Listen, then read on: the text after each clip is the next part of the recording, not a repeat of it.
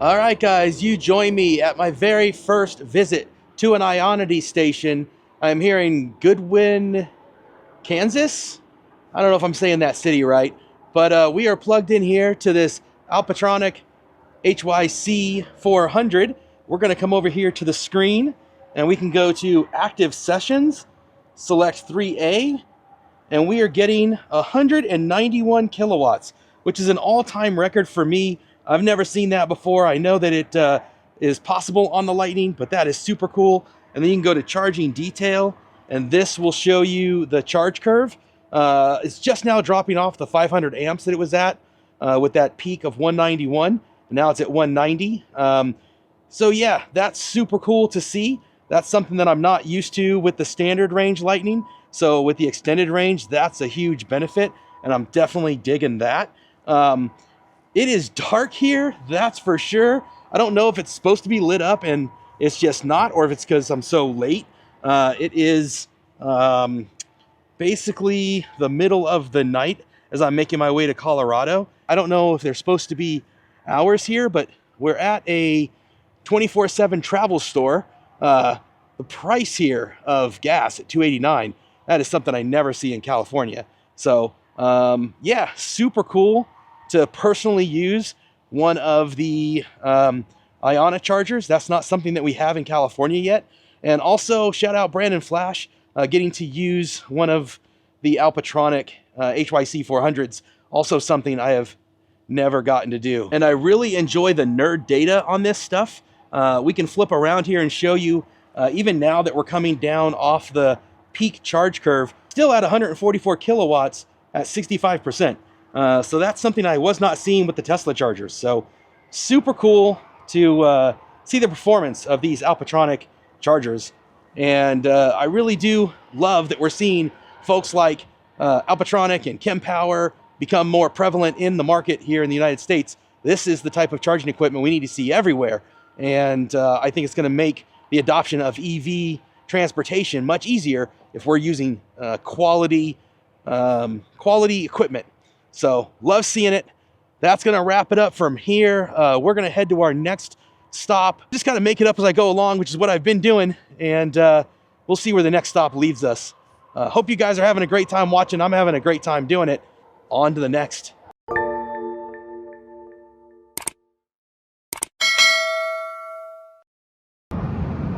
There's our next stop, Buc-ee's, 12 miles, exit 252.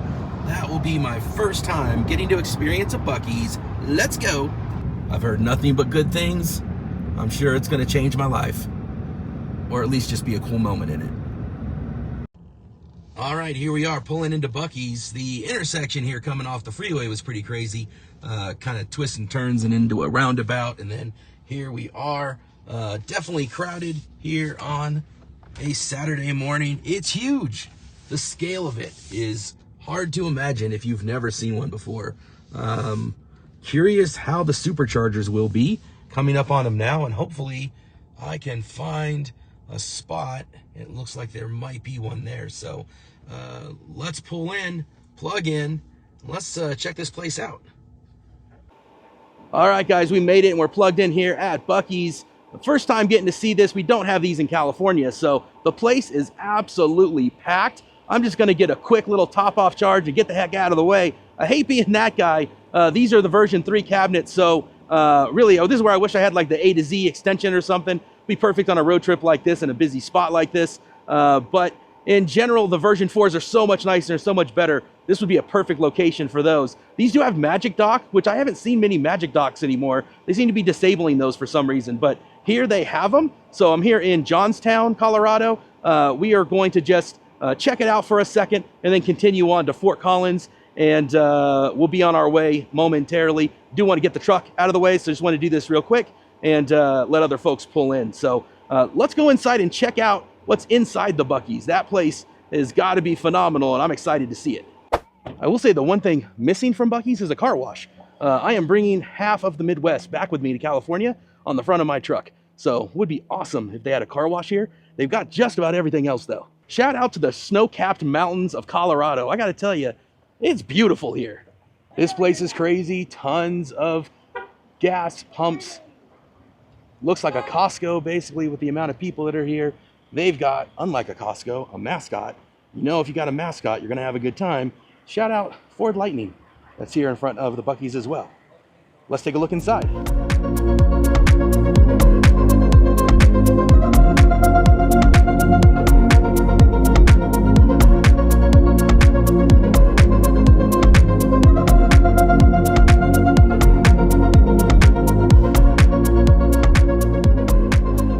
Okay, this place is crazy. It's out of control. I gotta say it's impressive, and I would not necessarily make this my first choice unless I was gonna be here for a while anyway, but it is crowded, it is packed, it is busy. There is everything you could possibly want here, so that's cool. But I think I'm too old for this. It's too much chaos. I didn't want to come and buy anything and wait in line, so I am not gonna do that. I'm glad to see it.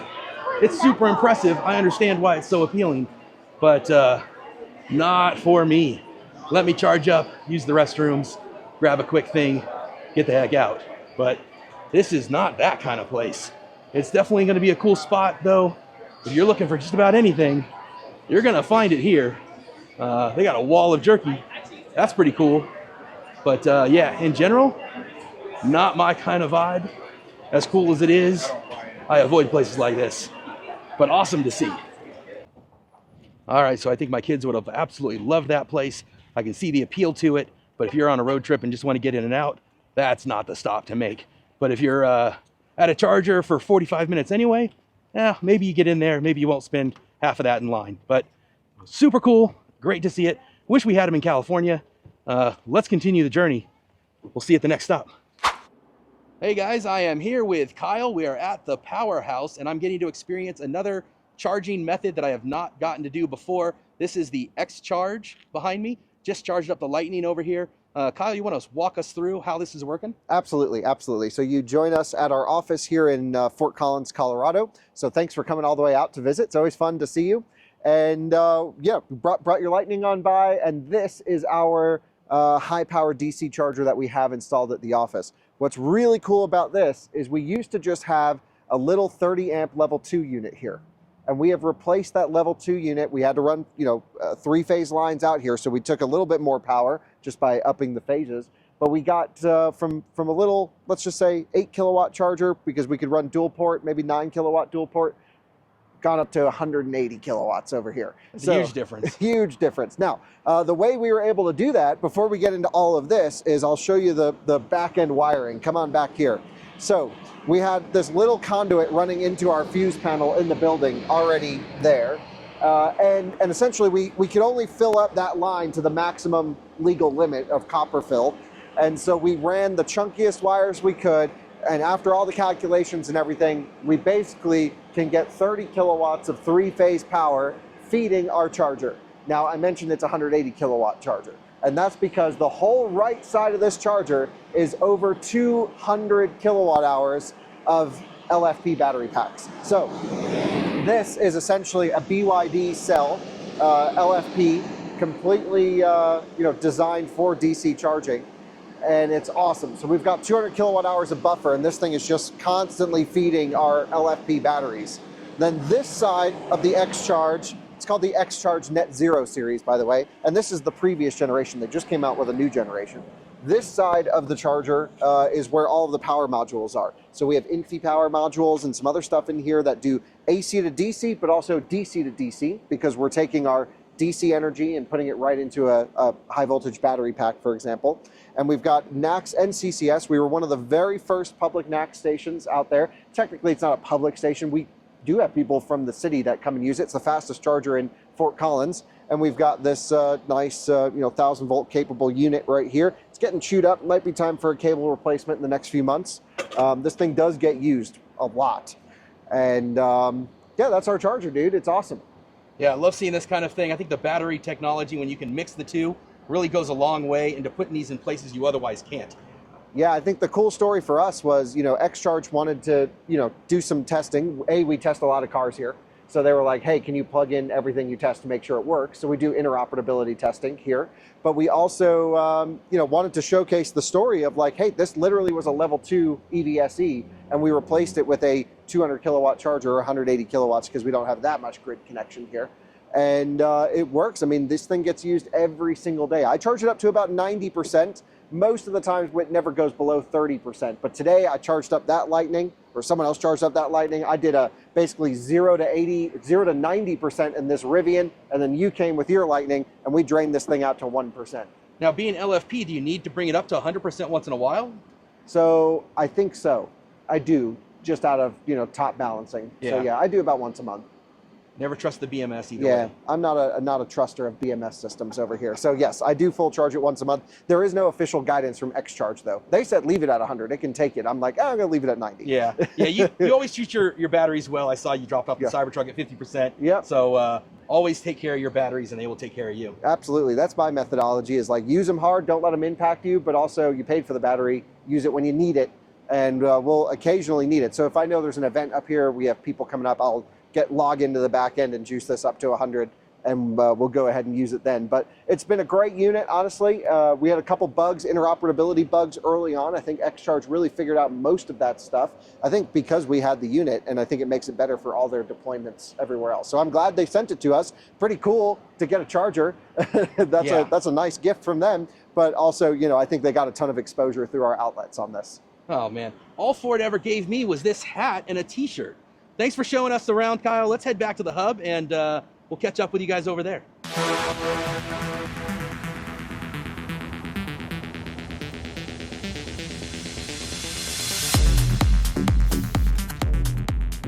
All right, we are getting ready to pull into the out of spec hub. My first observation is this was the reason that it was chosen for the location. There's a Waffle House right next to it. The freeway on and off ramp may have also helped. Let's pull in here, check this out. Seen it so many times, watched so many videos, so many epic adventures started here. You can already see the Volvo EX30 right there. That is super cool. Let's go inside and say hello. We have arrived.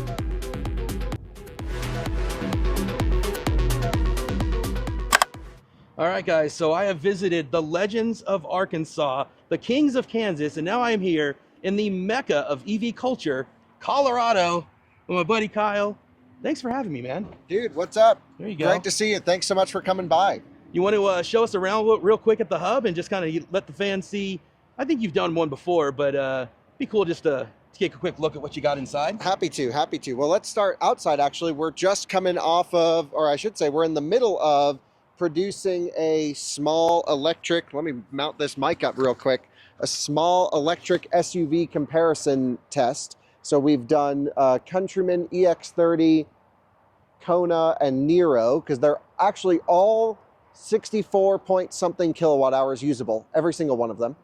And they're all within a few $1,000s of each other. So we decided to run all the testing side by side in case people are cross-shopping. It's been really fun. And we're going to do all the range testing actually this afternoon as the weather clears up a little bit. So that'll be a really fun rest of the day. It definitely pops. I love that yellow. When I pulled in, the first thing I noticed was that EX30 just shining. I think Volvo spec'd all the press cars in moss yellow, as I would as well. It's a nice spec.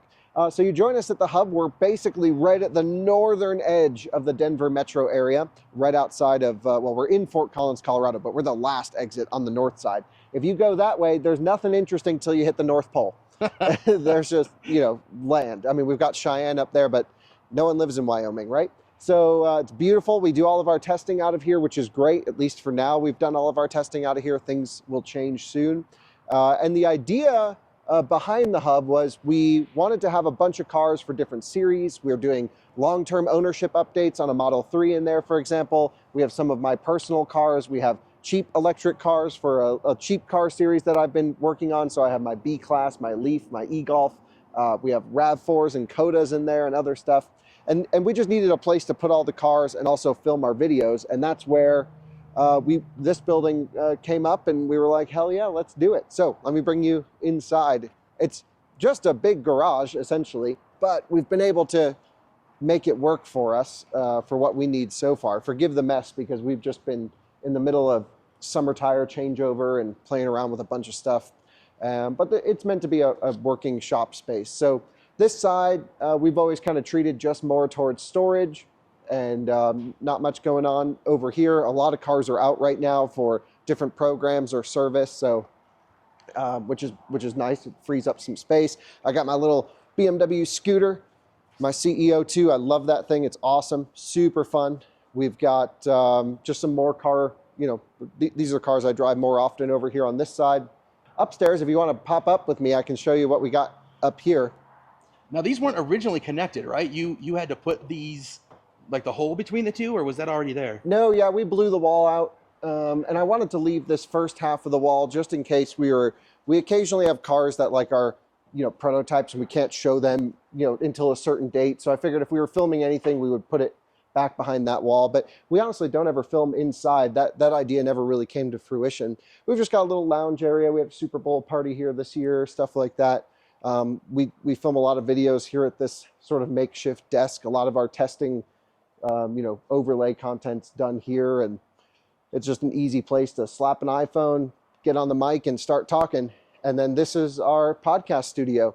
So this is where we host guests and do shows and talk for a while. And there's really no rhyme or reason, but we're using this space all the time, which is great.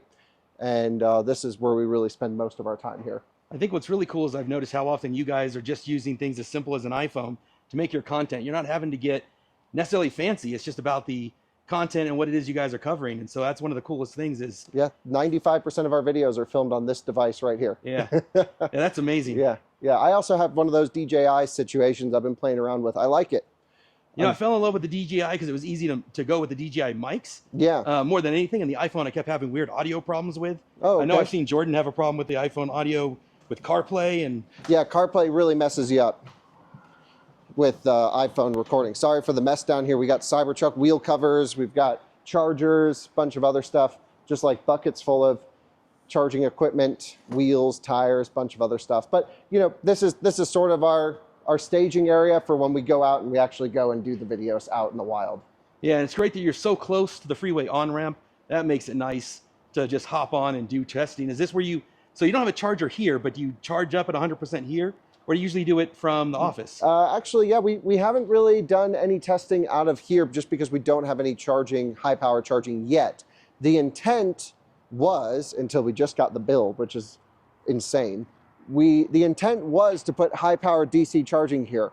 And when we closed on the building, we said, okay, we should, we were told, and we had an inspector come and said, okay, you have a high voltage transmission line right outside your parking lot. Putting in high power charging will be super easy. And the whole intent was to, we have our place gated in now, but the whole intent was to have chargers here for our usage. Now, I have an Alpitronic 400 kilowatt charger coming. We have Autel all-in-one DC chargers and tritiums and other stuff as well. And I was like, we could line this whole side of the lot here with high power DC charging. The problem is we just got the bill like a month ago, and it's going to be, to do everything we want to do, over $500,000 wow. to put in charging. And is it mainly the transformer? Is that the big? No, apparently we were lied to about the high voltage line being here. Oh. They would have to run 5 miles to the nearest substation. Wow. And I just was like, look, that ain't going to work. So I don't think this building will ever see high power DC charging. It's okay. We have our Wellington station up the road, and we've got Buc-ee's that's putting in the Alpitronic stations with the Mercedes high power charging network right down there. So that'll be okay.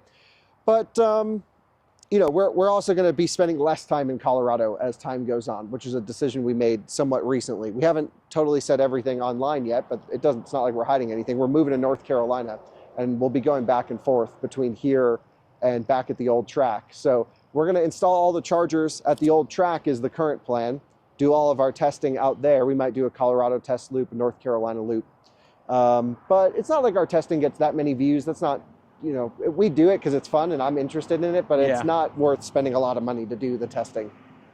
Well, I know they're entertaining for me. I'll sit there and put them on the TV and just get a bottle of Pepsi and some popcorn ready and just enjoy the heck out of it. So I Yeah. enjoy what you guys do here. Well, Thanks thank for you. sharing it. I'm glad I got to come here before you guys go to North Carolina. Yeah. So thanks, Kyle, for spending the time and letting us do a walkthrough of the space. Yeah. Guys, stay tuned for more content. And don't forget about the journey we've had from Tennessee back to California. This is part of that series, so be sure to check that out as well. We'll see you on the next one, guys.